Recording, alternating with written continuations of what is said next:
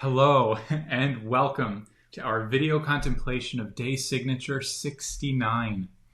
This frequency corresponds to the Nine of Hearts, the prime instinct to engage, and the heart virtue of Starlight. It is represented by the Angels of Alchemy and Efficiency.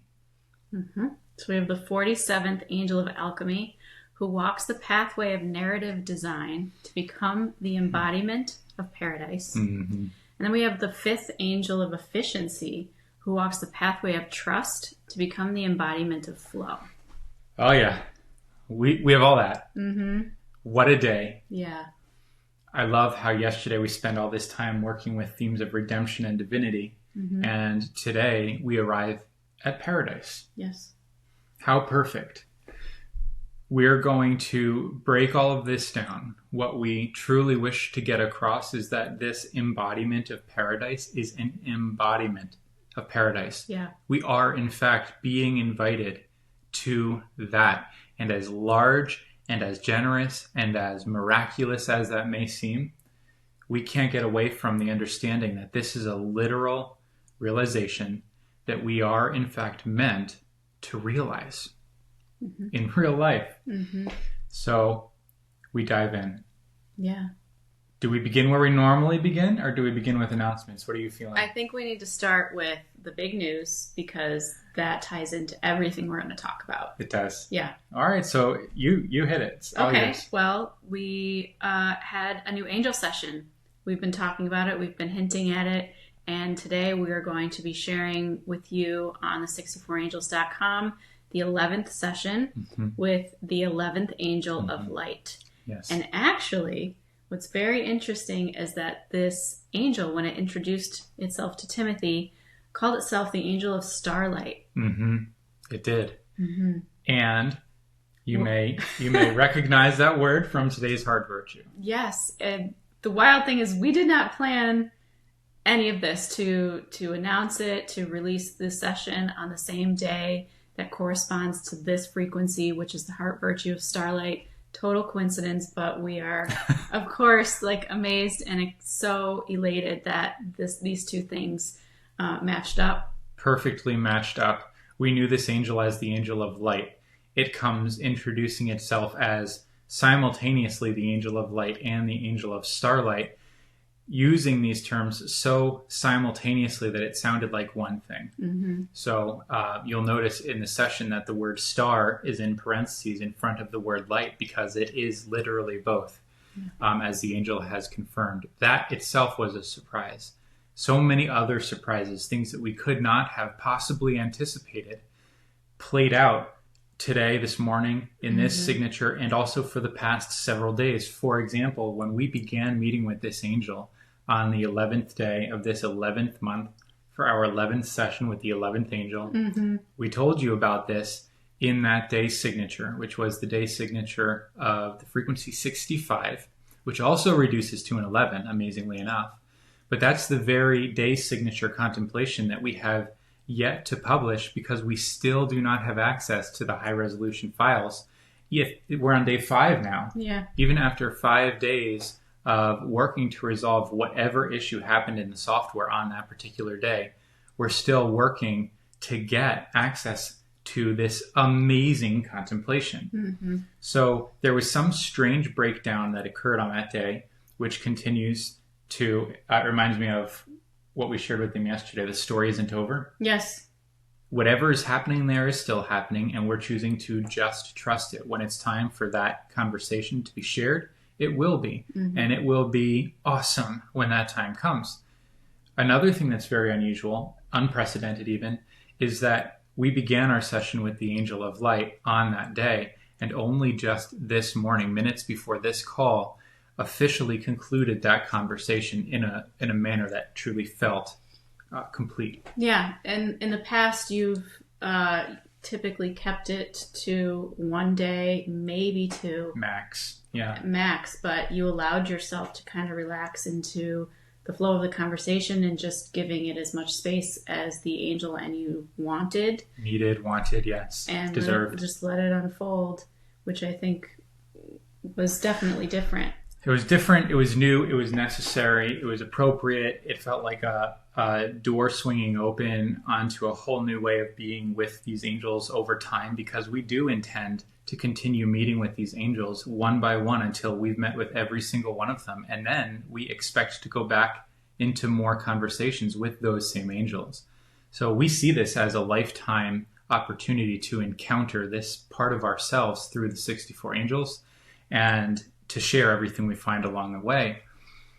So to find a more sustainable way of being with them in this session, altogether new, to give myself and the angels so much space was very significant, not necessarily easy, quite exhausting, and definitely changes things in a good way, changes things for the better.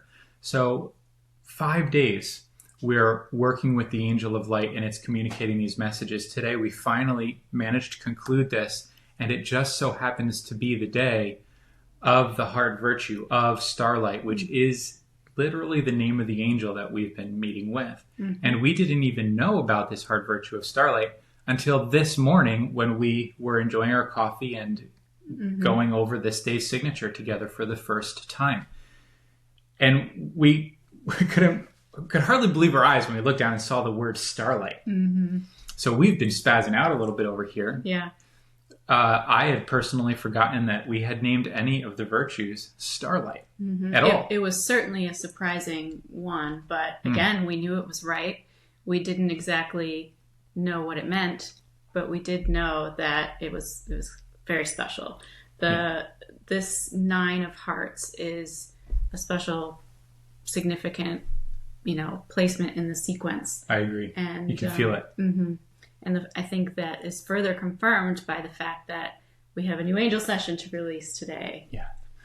We may or may not be able to get the session itself onto the website today, but we will begin the process that ultimately lands it on the website. There's a lot of back-end work that we do before it goes live, but between today and tomorrow, we really hope to be able to share this. And certainly the moment we do, we'll be sharing links to it, and you can follow us on Instagram for that. Right. Or you can just keep checking the website. That 11th session will populate, and it will be available to you verbatim, in full, and completely free of charge. It's quite an awesome and quite a different conversation. I'm still processing it, but then again, we're always processing all of these. Absolutely. I'm sure we'll be sharing little snippets of it during the conversation today, but if you do follow either of us on social media, we have shared a preview of the conversation in our stories. That's so right. If you would like to read that little preview, check that out.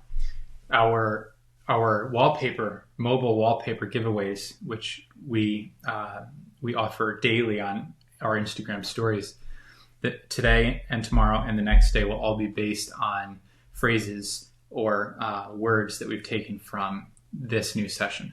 So there's a lot of movement here. It's all fresh. It's all new. It somehow all culminates here in this frequency of 69, this 69 day signature of 69.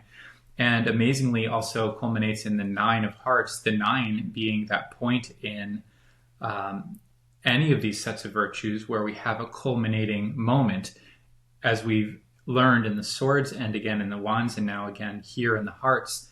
That number 9 completes this sequential movement, and the 10 opens toward what's coming next. So today is the culminating moment of this whole set of virtues that we call hearts, all of these lessons that we've been navigating now for some time.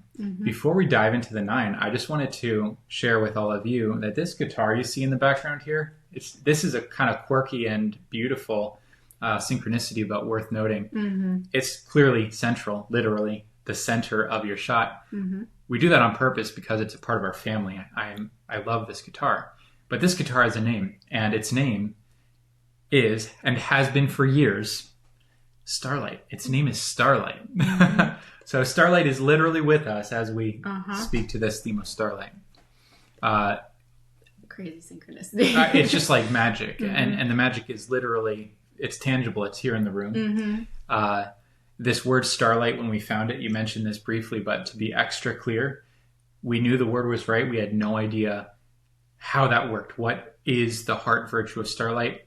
We did not need to know the answer to that question then. Right. We have so much more information about what that word means now as a result of this conversation, which just so happened to unfold over the 5 days leading up to now. It's wild. Mm-hmm. So we're very excited about all of this. It is a culminating moment that leads us back to the 9. And as you know, every one of these numbers has primary keynotes. Yes. What are we looking at here? So for the 9, we have spaciousness and fulfillment. Oh my, there Yes. it is. There's the culmination. Mm-hmm. Yeah, It's fulfillment. absolutely. But the culmination is also spaciousness. Yes. We've spent every single moment of this movement through the hearts doing what? Mm-hmm. Opening. Yes. Opening the heart. We now know that the reason we open the heart is not only to receive more of the richness that is life, but also to allow more of that richness to pour through us into the world as light. We open the heart so that we can share light. Mm-hmm. It's a 50-50 situation here. We're always talking about that symbiotic loop, that torus, that giving and taking that's built into all of nature and life itself. So we are receptive to the richness of life, and then we are expressive of that richness in our own unique way.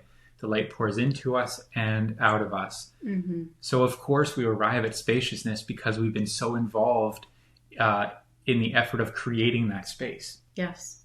Yeah. And part of that opening, I think the prerequisite to that opening is this idea of relaxing, Mm-hmm. of Yes. feeling peaceful in a way that you can open.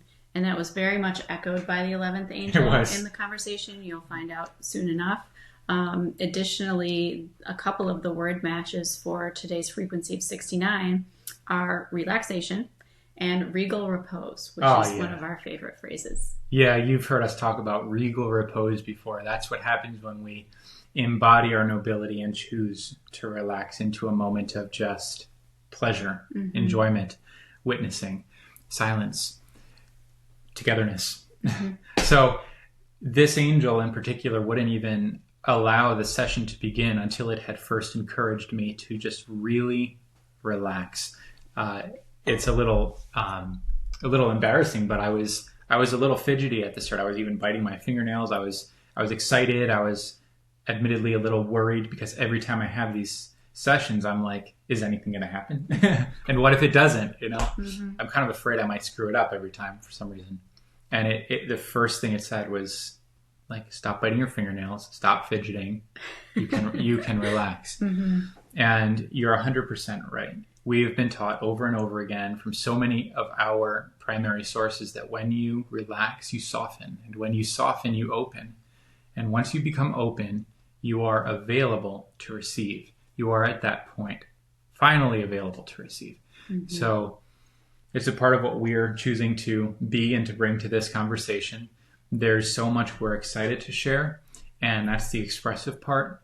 But we're also just kind of breathing into this moment and choosing to trust that everything you deserve to hear, everything we deserve to be able to communicate will happen in its own way, in its perfect way. Mm-hmm. And our only real job is to relax and enjoy being here with you.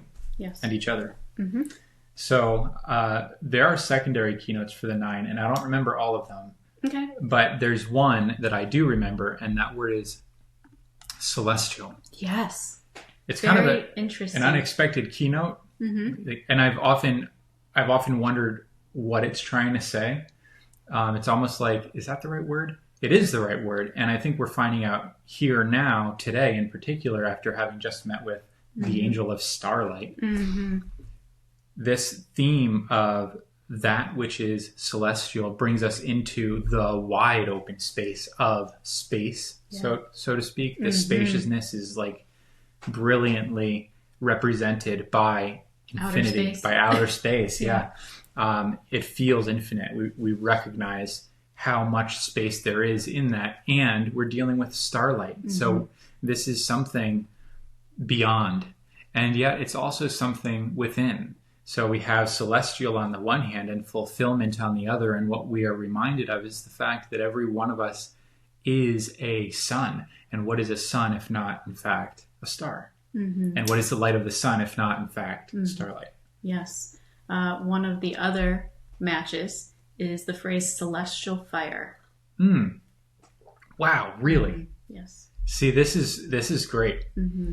We're clearly right on theme here. And when we're working with the idea of a sun, we know that we're dealing with an electromagnetic entity in a way. This is a kind of scientific way to think about it, but it comes right back to everything we've been saying, which is that we have something which is magnetic on the one hand and electric on the other. It's something which is receptive on the one hand and radiant on the other. This is what simultaneously produces a sense of gravity and also radiates heat. Yes. Magnetic angel is another match. Magnetic angel? Yes. Oh my word. It's perfect. Yeah. This is 100% what we're meant to be seeing today. And all of this is just in the 9. The 9 of hearts. Yeah. One of my favorite phrases, a summary that I crafted during my time with the Crystal Self, is the phrase, I am the sun of my heart. I am the sun of my heart. And I like to imagine this sun right here at the center of myself that pours its light out into the world, provided my heart is open. The fact of the matter is, I know when my heart is open, and I know when it is clutching. I know when my heart is generous and unapologetic, and I know when it is worried and kind of hiding or squeezed tight. Yes. I feel that. All of us can learn to feel that distinction, and all of us have the power to choose the heart back open and to let that light pour through. The light of heart is a very specific tone or quality or flavor of light. We've met a lot of those different flavors along the way in this set of virtues that we call hearts, the very first being affection. That's the essence of this heart light, so to speak. We're pouring something delicious, something generous, something gentle into the world. And how necessary is this in a world that feels so much the opposite of all those things, in a world that feels so harsh and so demanding and so terrible and terrifying and out of control? And we have this opportunity to show up and pour this light of gentleness and acceptance and understanding and love into that maelstrom of noise and darkness.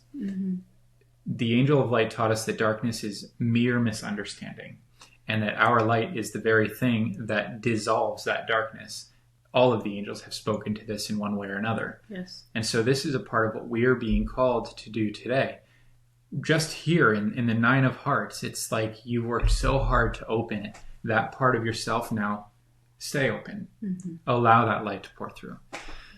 That's what we're seeing here at the outset.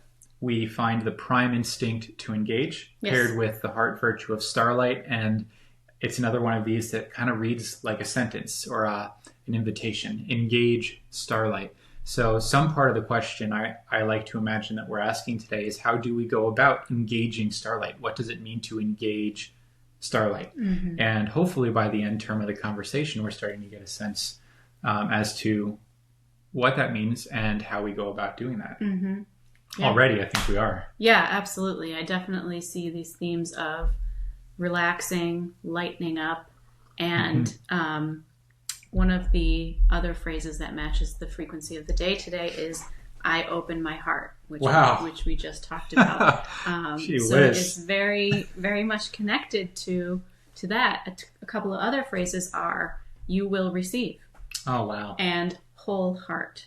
So I just see this movement of opening up your heart to receive, and light fills your whole heart. Wow. And when that happens, it's pure magic. That is the embodiment of everything that we're talking about. Yeah. What's so special about the hearts as a set of virtues, the heart as a part of you, is that it's directly connected to feeling, which means it's directly connected to your humanness, to your real life, everyday human experience. And you start to understand that your ordinary life is in no way ordinary at all. The most ordinary aspects of your life are in fact extraordinary. Because as we mentioned yesterday, I believe it was yesterday, I get so like confused about which days are which. But we talked about the convergence point of spirit and matter being our physical lives, and in particular, the human heart. So it's really something to spend so much time focused, hyper-focused even, on this world of the heart and everything that we get to experience as a result of that. This is not merely intellectual. This is very personal, and it's very real. And you know it is because you cannot help but feel it. Yeah. So we're here, we're going to be here today, we're going to be here tomorrow. And then all of this time and attention and heart that we've put into this sequence, this set of virtues, is going to explode open into a whole new set of virtues, which is a literal new world of its own. Very excited. We don't want to give too much away, but man, we're thrilled to get to the diamonds, and what a journey it's been. Before we get there, we need to be able to conclude what we've been shown here, to really and finally commit our whole selves to this world of the heart and this sustainment of the open heart. So I think it's a good time to move on to the angels. Yes. To start to weave in some of these stories and themes. So we have the Angel of Alchemy, who walks the pathway of narrative design to become the embodiment of paradise itself. We have the Angel of Efficiency, who walks the pathway of trust to become the embodiment of flow. Yeah, it's interesting how these two angels are paired, because on one hand, I almost see like the Angel of Alchemy, this 47th angel, as being very much our responsibility. We're going to be active. We're going to be working. And then the Angel of Efficiency comes along and is very passive. It's explaining how just trust, just flow, everything's taken care of. So it's like you're able to see how these two work together, and that it is a active passive sort of situation. I think they answer one another's questions. So the alchemy bit, it's like, you are the alchemist. Okay, how do I do alchemy? Like, but what do I do? And the fifth angel comes along and gives you the answer in the most direct, concise, and efficient way possible. It shows you exactly how to do it and how to do it well. And what we're learning, and a part of what I personally am still learning from the Angel of Light in this recent session, is that it is so simple, so accessible, so efficient that even I am struggling to just submit to that simplicity, to allow it to be that direct. Yeah, I mean, I can't help but remember the 40th angel. A quote from the 40th angel was, "Life is productive, constructive, efficient." So these things are not our responsibility. Yeah. It's life that handles those things. A part of what we're being shown here every day is what that is, what those things are, how it works. So what is our actual responsibility? We're not hands off at all. We're meant to do something with it. First, we need to receive the information. Then we get to do something with that information. And so it is active passive. It's no different than the sun we're talking about. We're receiving what we need, and then we are making something of it. We're allowing it to become a light that pours out of us into the world and into the life of others. So this Angel of Alchemy in particular, it's interesting to me that it walks the pathway of narrative design. We've touched on this once before in these conversations. We've met this 47th angel once before, back in the day signature, or the frequency of the number 47. And I told you then what I'll share again now, which is that narrative design is one of three primary pillars that we've kind of built our whole life on. The three pillars are body listening, wayfinding, and narrative design. We have a whole page dedicated to a long-form description of what these three pillars are. But in short, every one of these three is a practice of some sort that we are actively engaged in daily, all the time. Interesting, engage is the prime instinct for the day, we're clearly being called to do something. We talked earlier on one of our walks about how there are kind of many different ways to take the word engage. Previously, when we met the prime instinct to engage, we were very focused on how this theme of engagement calls us close to our own lives. We're meant to be engaged. We're meant to come close to life in an intimate fashion, to allow ourselves to feel close to what's happening, not to close that part of ourselves off, not to run scared from what's happening, but to engage. What I'm sensing here is something even more active. This version of engage, or this theme of engagement set within this new context, to me feels very engaged. It's not just that you're showing up to it. It's not just that you're willing to feel it. It's that you are now going to become involved as a participant in it. Mm-hmm. And we discover how and what that means here in the pathway of narrative design. Mm-hmm. So what is narrative design? Narrative design is a willingness to become the storyteller, the meaning maker. Narrative design is what it means to become engaged with your experience as a seer. Interestingly enough, the Angel of Light walks the pathway of the seer. This is what seer training is all about. It's about learning to become the seer, because when we can walk the pathway of the seer, we become the embodiment of angelhood. Mm-hmm. All of these are woven into one another here today in a way we never could have anticipated, but in a way that is so very clear. Over and over again, we're told that there's a surface of experience that we can see. That surface of experience that we can see is often going to be interpreted by a bunch of patterns which were superimposed. We're going to see something and assume that it means something based upon what we've been taught. And in almost every case, that interpretation, those old patterns, that prior education will be perfectly disconnected from the truth of what this really means, the truth of what is actually happening beneath the surface. We're learning that underlying every experience is goodness itself, is an orchestrating intelligence which knows how to proactively bend everything that happens to your benefit. Mm-hmm. Something that knows how to produce of any raw material a golden streak of development. Mm-hmm. That's what we're learning to see. Mm-hmm. But in order to do this, we need to stop interpreting those experiences through the knee-jerk reaction of prior patterning. And we need to begin to become involved in developing our own interpretation based upon what we've learned about the truth, what we've learned about how life works. So now when something happens and we're like, oh no, we pause, we recognize the oh no to be unhelpful and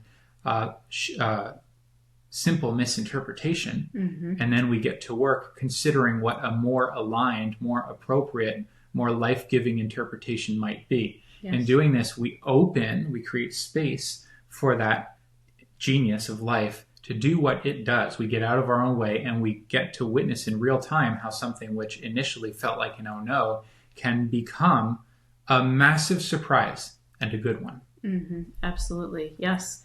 We have to be really decisive and swift about our ability to replace those knee-jerk reactions with something that we actually want to experience, something that we actually want to benefit from. That is always there as that potential waiting for us to claim it, but we have to actively claim it. Absolutely. There's a really simple 3-step process that I hold in my own mind on this subject. The words that I like to use, and I'm always kind of working with these words, but the ones that come to my mind right now are recognize, renounce, replace. You recognize what's in front of you. Yeah. In particular, you recognize the story that emerges when you interact with what's in front of you. If it's an oh no story, you then choose, you recognize that the oh no has occurred. You renounce the oh no. You realize this is not what I'm doing any longer. This is not who I am. And I know this is in no way connected to the truth. I also know that the original knee-jerk reaction had nothing to do with me. I'm innocent. That was software that was plugged into me early on. I'm renouncing this and replacing it with an alternative story. This replacement process in particular is narrative design. You are designing a new narrative. Every time you do this in alignment with the truth, every time you take what you've come to know and to understand about the principle of life, and you plug it into a direct experience and craft a new story about that experience on purpose, you are walking the pathway of narrative design.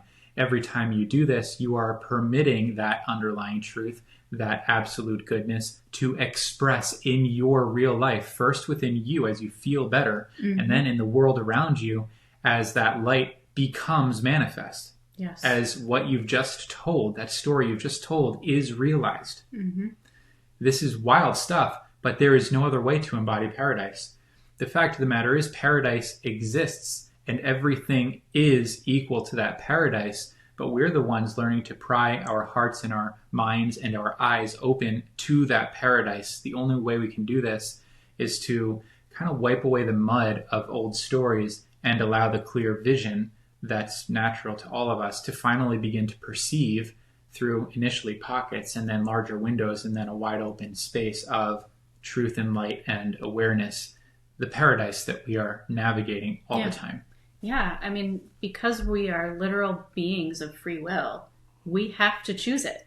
It's not just something that is given because there is free will. That's the existence that we have been, graciously given. Yes. That in and of itself is a huge gift. So we must use the gift that we've been given and choose paradise. Absolutely. Engage your own free will. Right. Activate your own free will. Yes. Claim it. Do something with it. Empower yourself. There it is. Make Empower the choice it. that you want, which is to live in paradise, which is to embody that. That is the way. This is the way. So that's the pathway of narrative design. The other angel tells us what to do, how to begin drafting new narratives, and that pathway is trust. Yeah. The most efficient pathway is literally to trust that life is in fact this good, that life is in fact that capable, and that life is in fact that willing to transform any initial experience into something beautiful, beneficial, and expansive. This is something we've not been trained to consider, let alone permit. Now we're learning how to first consider it and then permit it. And so as we walk this pathway of trust, what we're trusting in is that underlying intelligence, is that inherent goodness, is the promise of life that we are talking about here every single day. So the pathway of trust and the pathway of narrative design are inherently linked. Yeah, you explained this fifth angel of efficiency and the embodiment of flow in a really awesome way when we were on our walk this morning. I always think of flow as like water flowing. You're in this river and it's carrying you away and everything is effortless. The way you described it is so much more connected to this heart virtue of starlight. Yeah, that's true. Okay, so I'll attempt to replicate what I was seeing. Some of these things can be difficult to put into words, but I, like you, historically envision the word flow as water. Of course, I mean, water flows. This is fairly typical. And when I think of flow in these terms, I think of how our life moves and how it can move in a flow and it can have a fluid expression. None of this is wrong, but when you place the word flow in this new context with all the other variables we've been discussing, what I see here is not water, but light. And when you consider how light moves, how light flows, it's actually altogether different from water. Water will flow in a certain direction. Water is a little more contained in its particular output. And while it can ultimately fill a glass or fill a vessel, there's a way in which that initial movement is organized. When you're working with light and how light flows, we're dealing with something which is instant and holistic. When light flows into a space, instantly the darkness is resolved. It's not like light flows in like water and then slowly fills the space. When you turn on the light in a room, it is instantly light and all darkness dissolves as if it never was. the way light flows is fascinating, and it's what we find here. It's what we find that we're called to. And it reminds me of the very first message that this angel of light ever gave us weeks ago in the lead up to all this. It quoted a Bible verse, actually. It quoted the phrase, overcome evil with good. It said, overcome evil with good is a complete statement. What this means is that you're not water slowly chipping away at all of these evils and turning the other cheek every time someone attacks you and working really hard to eventually overcome evil with good little by little. What it's saying is that your sense of goodness, your awareness that life is only good, instantly resolves all ideas that appear to oppose that reality. Mm-hmm. Yeah. It's instant and holistic. All of a sudden, any idea of darkness dissolves, and everything becomes clear and obvious in the light of truth. This is a very high perspective, and you'll see some of the ways in which the angel of light addressed that in this conversation. Yes. It was, for me, a challenging conversation. Challenging in that my ideas were challenged by it. Mm-hmm. As much as I've seen and as much as I've learned, it was like stretching my comfort zone more. Mm-hmm. And ultimately what it felt like to me is that the angel was saying the same thing over and over from all these little minor angles of refinement. And what it was saying was not anything particularly new. It was exactly what we're saying here, that life is good and only good. There is no exception to this rule. And then my mind would jump in and say, yeah, but what about this? And yeah, but what about that? And the angel would come back and basically say, life is good. Mm-hmm. What more do you want from us? Like, there is no cause for concern. There is no reason to worry. Everything is cause for celebration. Life is only good. Yeah. Everything that happens for you. There is nothing to go to war with. Mm-hmm. I'm using my own words at this point, but these are the takeaways. It's like, man, but I don't know what it is about me that wants to argue with that, as if it couldn't be that good or that easy. Yeah, we were actually last night kind of talking it over, and you're like, I don't know. It's really difficult. And I was like, no, it's not that difficult. It's simple. Yeah. It's simple. And that's what the angel is really not trying, but just simply stating that it's like a light switch. Yeah, it's like a light switch. Another way that this angel helped me to see it was it helped me to think of opening the heart differently than I ever have. Again, this is the difference between a gradual opening or a gradual filling and an instantaneous one. So I often think of, and you've heard me use the words, prying the heart open. And we've navigated this long sequence of activities that have essentially helped us to open the heart. And I literally feel like my muscles clenching, like it's going to be real hard to open this terrified heart, you know? Really, what's happening here is very different from this, and the angel tipped me off when it referred to the eye of the heart. I had never thought of that or heard of anything like that before, but it referred to opening the eye of the heart. And if you now think about opening your eyes, very different thing from prying open the double doors of your heart, as I've always referred to it. If you open your eyes are either closed or open. This is binary. You're either closed in darkness or opened in light. You either can see or you cannot see. It's really binary in this regard, and it's instantaneous, because when your eyes open, whether you can fully understand everything you're seeing at that point or not, perhaps after a lifetime of being blind, is a separate question. Mm-hmm. But all the information is there, and you now have direct access to all of it all at once. And what was previously dark and filled with phantoms of worry dissolves to show the truth. Yes. It submits instantly to the truth, and nothing that is not equal to the truth exists any longer, because you're no longer looking at the back of your eyelids making up what may be there. Mm-hmm. You can clearly see what is. This is altogether new, and there's something about just the rapidity and completeness of this that is exciting and disorienting all at once. Mm-hmm. So I'll be honest in saying that as much as we've shared and as convicted as we are about all of this, the real life application still continues to evade me sometimes. And even now, as I'm edging up on this new way of mentally understanding or engaging with this information, it's like, wow, I haven't even totally intellectually agreed with some of this stuff. There's still a part of me that thinks it probably couldn't be like that in practice, in real life. And the larger part of me knows that it's time to release that smallness, that worry, that willingness to debate with something so good. Right. I mean, this is what you're describing is walking the path of narrative design to embody paradise, because we do have to walk it, and it is a choice, and we can embody paradise when we choose to accept the truth.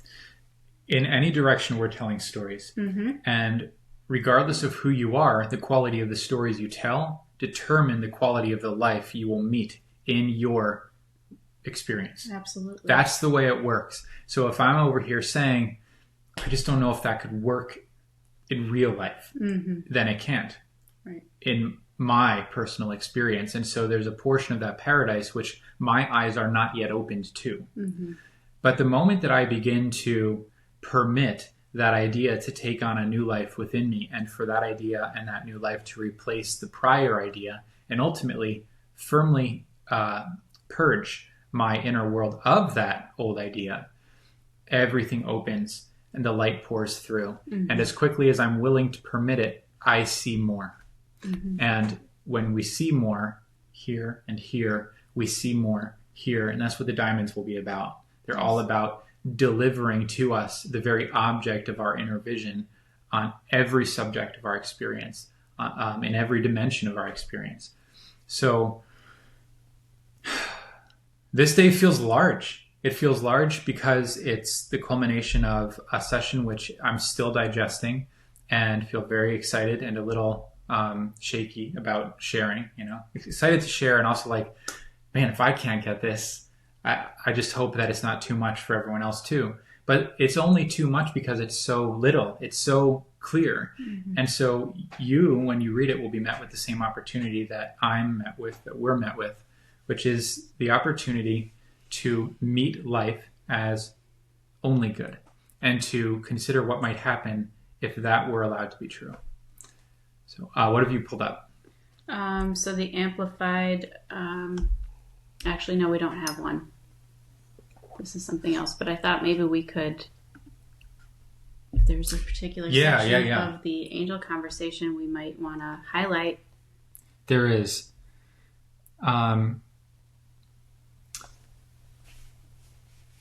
Let's read this section down here. There's a piece of this conversation that to me felt like a core of what was being said. And I felt excited to share this with all of you here now before we've even published the conversation, because it'll give you a taste of how this angel of light transforms our understanding of light, our sense of what light means. I'll tell you that my sense of light was fairly harsh. I imagined this like glowing figure holding a sword of light. And it always felt like that figure, that angel, was going to have to like go to war with the darkness in some way. And now, of course, I'm realizing it's innocently misunderstood. Light doesn't have to go to war with anything. You flick the switch and the darkness dissolves. There's no war, right? Because there's no opposite to the light. Yes, there's no war. There's only relief. There's only relief. That's another really powerful word that this angel introduces. But here's the section. I'm just going to read it straight through, word for word. Light is lightness. Lightness is relief. Lightness is the full effect of goodness. Goodness is the only truth there is. Truth is the experience of goodness. Lightness is the way that goodness feels. When you feel good, you feel lightness. Lightness is the memory of good. Really beautiful. When you actually spend time looking at this, looking at how it's structured, the way it connects all of these different words in a perfect sequence and then wraps it right back up, there's actually like a poetic genius about the format of this writing. It's really wild. But even just hearing it, you can feel that lightness. and you can feel that goodness, and you can feel the invitation to just surrender yourself to it, to stop arguing with it. Right? Yes. And the simplicity of it, when you feel good, you feel lightness. That is light, and that is the memory of the good. Like this is all we have going on here. It's pretty awesome, and it's going to demand a lot of us in that we will need to activate these pathways.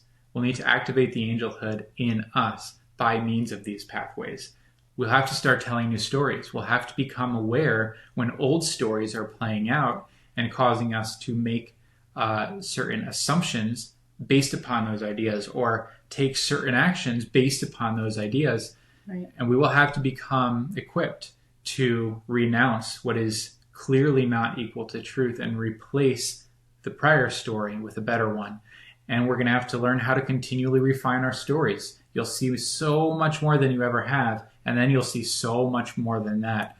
And this angel it has been a humbling experience for me, because I know that I've seen a whole lot more in this regard than a lot of people around me. And there is so much more to see. Right. There is no competition or comparison in this regard. All we have is an open invitation to see more, to see more and more and more, to open our eyes, and to open our eyes in every direction. Yep. To let that light in. And so much of this process, I think, where a lot of people start saying the buts, what about this, but this and this. All you have to kind of really know or bring it back to is your core, your center. Worry about you sort of thing. Because, again, this angel of efficiency is very reassuring that life can handle itself. Yeah, that's right. Everybody else can actually handle themselves as well. And it's not our responsibility. We have one job. We have one responsibility, and that's ourselves. Yeah. So we can relax. We can stop arguing for our own, perpetuating our own discomfort and worry, and just let it go, because it truly is all is well. I mean, That's actually another match to the frequency of today, is the phrase all is well. That's a 69. And this angel also used that phrase verbatim. Yes. Not like we haven't heard the phrase before, but consider what that means. All? You sure? Yeah. Like all is well? Are you sure? The angel of efficiency clearly connects to the angel of light, because this angel of light was speaking in such efficient terms. Again, so efficient that I felt almost like it was like I was getting gypped. Like I wanted something more technical or interesting, and it was giving me the very most efficient truth over and over again, until finally I started to get it. And I'm only just starting to get it. So there's this very, very efficient mechanism at play. Life is good and only good. There is no exception to the rule. Yeah. That is pure efficiency. There's no way around that, if it is even potentially true. And so we allow this message to take root in us, and we begin to permit ourselves to trust that, to consider that it might be true, and to act as if it were. This pathway of trust, of course, is the very thing that fuels our renewed engagement with our own life as we begin to swap the narrative. We start telling new stories. These pathways are connected. When we do this, light begins to flow. It begins to flow into us because our eyes are open, and the eye of the heart is open, and it begins to just pour out of us. And when it does, remember, it's not trickles like water. Even a little bit of light through a pinhole produces light in the space. Light fills, and it fills instantly. So this is what we're talking about. When this happens in your life becomes the paradise it's always been. Nothing about it changes, but everything about you has. You're now available to occupy and enjoy the paradise that has been waiting all along. We've said every day that the kingdom is yours. This is how to step into it and, have your seat on the throne. Enter your regal repose. There's a final idea I'd love to share before we conclude. This Angel of Alchemy. There is this concept in alchemy known as the Touchstone. The alchemical touchstone was believed to be an actual rock, a stone, that permitted anything you touched to that stone to turn to gold. So it's just this magical rock that changes anything you touch to that rock into gold. Any raw material turns it into gold. Mm-hmm. This is a really cool metaphor and perfectly connected to what we're finding here. We were told by, well, maybe it wasn't an angel actually, maybe it was my own writing about seer training. Yeah. Because we work with the touchstone in seer training. The touchstone is truth. Yes. What the Angel of Light is telling us is that anything held up to the light of truth reveals itself as gold. We think an experience is so dark or so terrible or so impossible. And when you hold it up to the light of truth, which is that life is only good and that everything that happens for you, and that there is only the possibility of expansion, there is no such thing as demise. When you hold anything up to this light of truth, touch anything to that stone, it is shown for what it is. It is revealed for what it is. It becomes the gold it has been all along.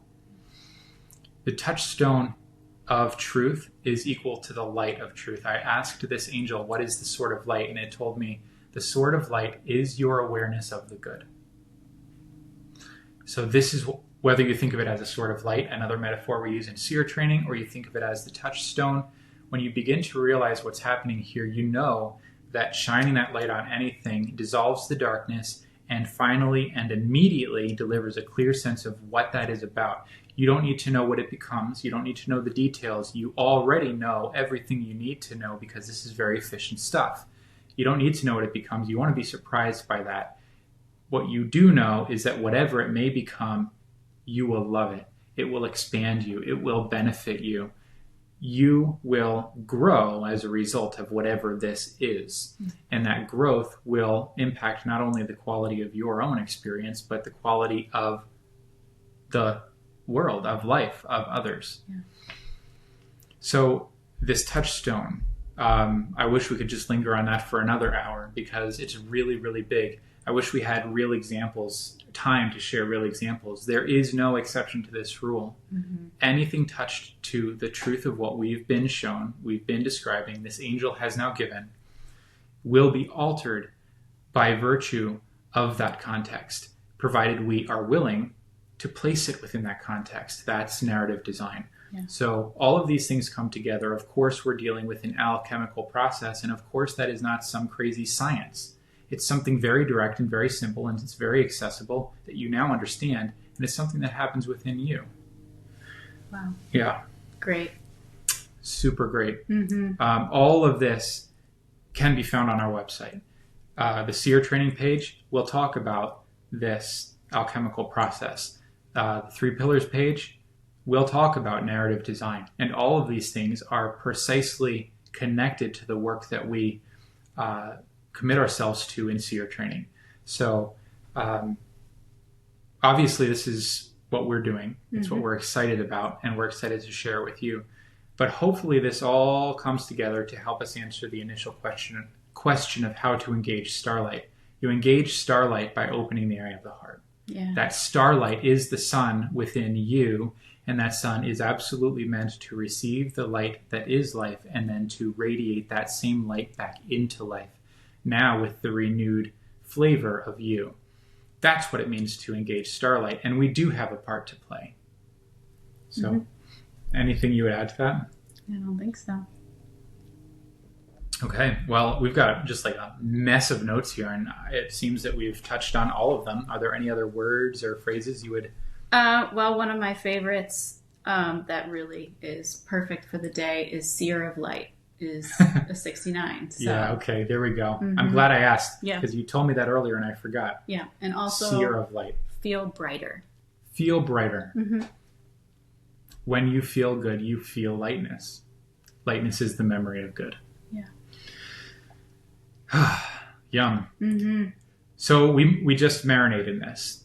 I don't know what more there is to do in this day, really, than to just let this be and to let that lightness fill us so much so that we, in fact, feel light, understanding that this is the physical encounter of that light, of this truth, of the good. And then we watch how that flows and where it takes us as we do. Mm-hmm. So I guess that's it for now. Yeah. We meet again tomorrow for the 10 of Hearts, the final step in the sequence of the hearts. We'll look forward to that. We'll look forward to seeing you then. Thank you as always for joining us. Thank you. Goodbye for now. Bye.